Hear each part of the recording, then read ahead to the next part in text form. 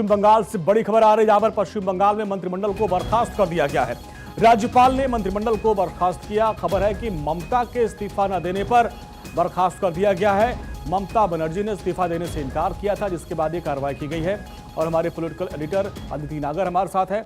अदिति, मंत्रिमंडल को बर्खास्त किया गया, अब आगे क्या अपडेट? बिल्कुल, देखिए, मंत्रिमंडल बर्खास्त कर दिया गया है और ये तब हुआ जब ममता बनर्जी ने मना कर दिया था कि वो इस्तीफा नहीं देंगे। देखिए, दरअसल क्या होता है, एक संवैधानिक प्रक्रिया है। जब आप चुनाव हार गए, और वैसे भी 5 साल की सरकार होती है, जो कि 7 मई तक का समय था, और इसके बाद आप एक प्रॉपर प्रोटोकॉल के तहत गवर्नर को इस्तीफा देते हैं। ममता बनर्जी ने माना नहीं, तो गवर्नर ने अपने जो पद का और संवैधानिक प्रक्रिया का इस्तेमाल करते हुए आर्टिकल 162 के तहत 162(1) के तहत जो है सरकार को बर्खास्त कर दिया गया।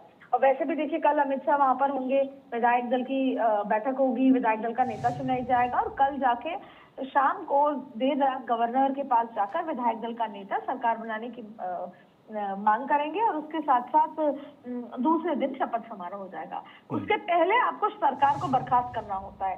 देखिए, ये बात इस पूरे प्रकरण से ये कहीं ना कहीं बहुत ज्यादा बात निकल कर आई कि ममता बनर्जी ना संविधान को मानती हैं, ना संवैधानिक प्रक्रिया को फॉलो करती हैं, जो जनता का मैंडेट है, जो राइट्स हैं, उसको भी वो नहीं मानती। आज से पहले भी उन्होंने जनता की बात कभी नहीं मानी। उनको जो लगा उन्होंने वो किया, उनको वोट करने दिया जिनको वो चाहती थी, जिनको नहीं चाहती थी उनको वोट नहीं करने दिया।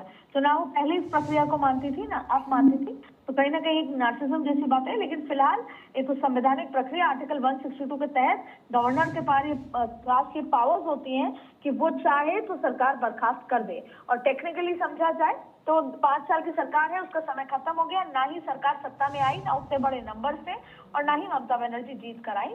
तो अब आगे नई सरकार का गठन 9 तारीख को होगा, और फिर सरकार संवैधानिक प्रक्रिया। और अदिति, देखिए, ये तो परंपरा रही है संवैधानिक प्रक्रिया। आपने देखा कि केरल के मुख्यमंत्री ने अपना इस्तीफा सौंप दिया।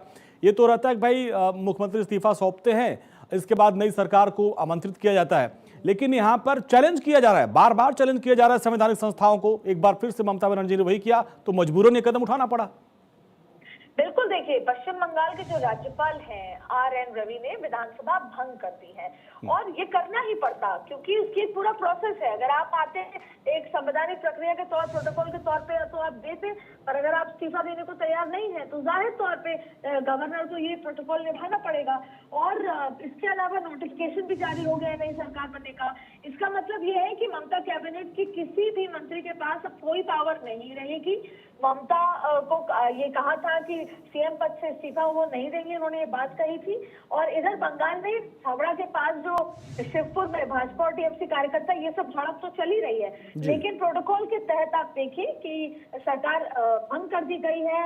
अब नई विधानसभा का गठन होगा, जिस प्रोटोकॉल के तहत और जिस संवैधानिक के तहत जो सरकार जीत कर आए हैं चुनाव, तो अब वो 9 तारीख को सरकार का गठन करेंगे। लेकिन क्योंकि ममता ने नई संवैधानिक प्रक्रिया को फॉलो करते हुए इस्तीफा दिया, तो गवर्नर ने अपने स्पेशल पावर्स का इस्तेमाल करते हुए बर्खास्त कर दी है पुरानी विधानसभा, और नई विधानसभा को सरकार बनानी होगी। ठीक है अदिति, बहुत बहुत शुक्रिया इस पूरी बातचीत के लिए।